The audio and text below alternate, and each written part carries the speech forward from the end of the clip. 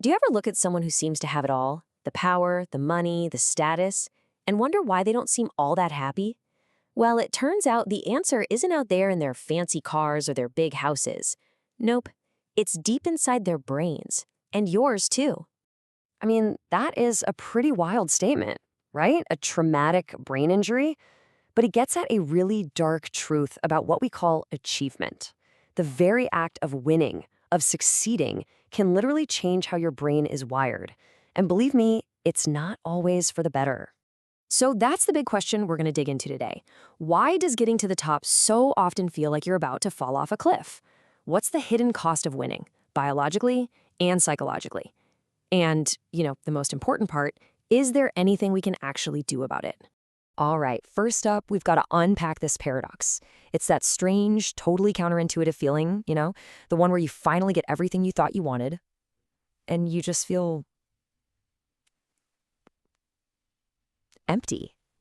Think about it. Our brains are running on some seriously old software. I mean, ancient.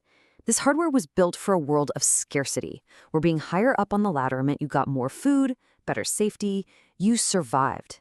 So we're hardwired to always want more, because back then, a satisfied ancestor was probably a dead ancestor.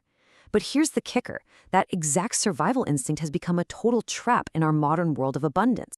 Okay, so now let's get into the nitty-gritty, the actual brain chemistry. Because at the heart of this whole paradox is one single, really misunderstood chemical, and a pretty cruel bit of math your brain does without you even knowing it.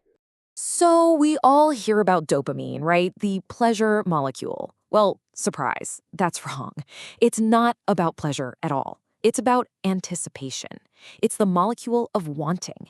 And how much of it you get is decided by this simple, kind of brutal formula called reward prediction error.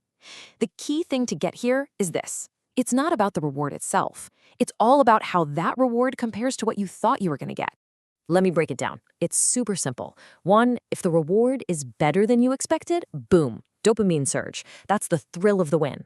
Two, if the reward is exactly what you expected, you get nada, nothing, zero. And three, if it's less than you expected, your dopamine levels actually drop. That's disappointment. And this right here, this is the trap for high achievers. Success just becomes the new baseline, the new expectation. So chemically, winning starts to feel like, well, like nothing. And this is the absolute core of the problem.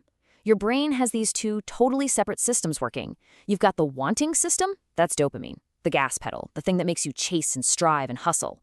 Then you have the liking system. That's things like serotonin. That's the feeling of contentment, of actual pleasure.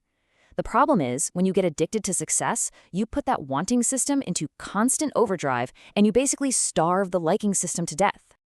Dr. Robert Lustig just nails it with this quote.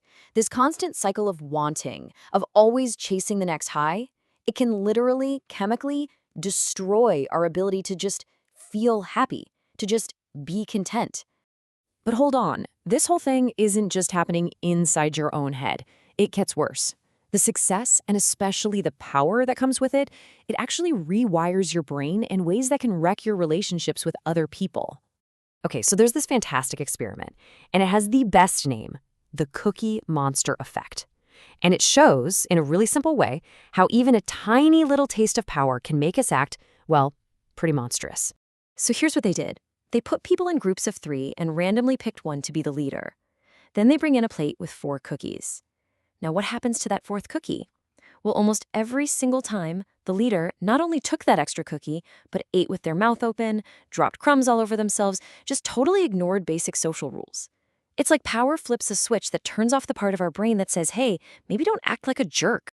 And get this isn't just them deciding to be rude. It's happening on a physiological level. Look at this chart.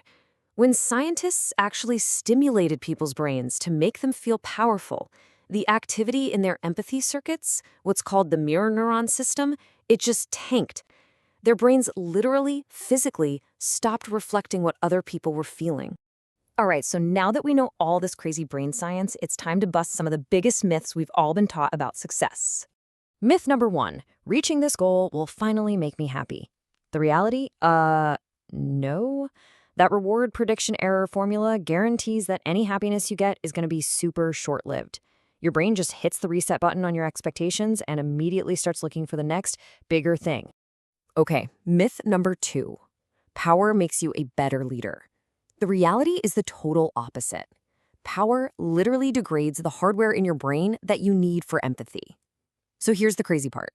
You feel more confident, but you're actually becoming worse at connecting with people.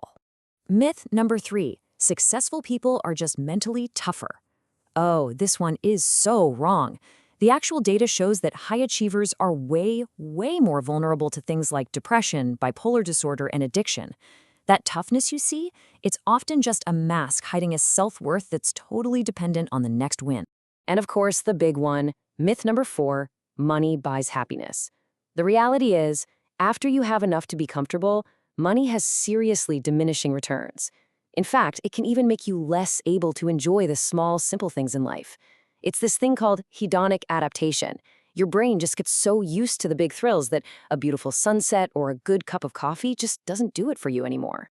Okay, so if the old way of thinking about success is basically a neurological trap, what are we supposed to do? Is there another way? Well, yeah, there is. And that's what we're talking about next. A whole new blueprint for being ambitious without, destroying yourself in the process. And we really need a solution. Just look at this number, 10 times. Entrepreneurs are 10 times more likely to have bipolar disorder than everyone else. This isn't just some small issue, it's a full-blown mental health crisis for people at the top. And this chart lays out the stark reality. Look at the numbers for depression, bipolar, addiction. They are just dramatically higher for entrepreneurs. The traditional chase for success is clearly taking an enormous toll on people. So at the end of the day, it really comes down to a choice.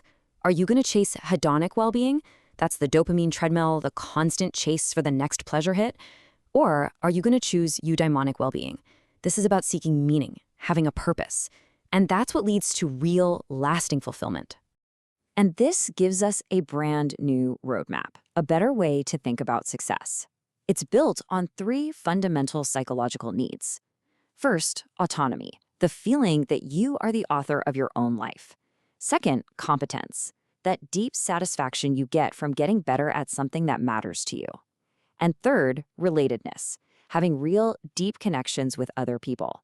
These are the things our brains are actually craving. So the cure for this whole paradox isn't about achieving more, it's about completely redefining what success even means.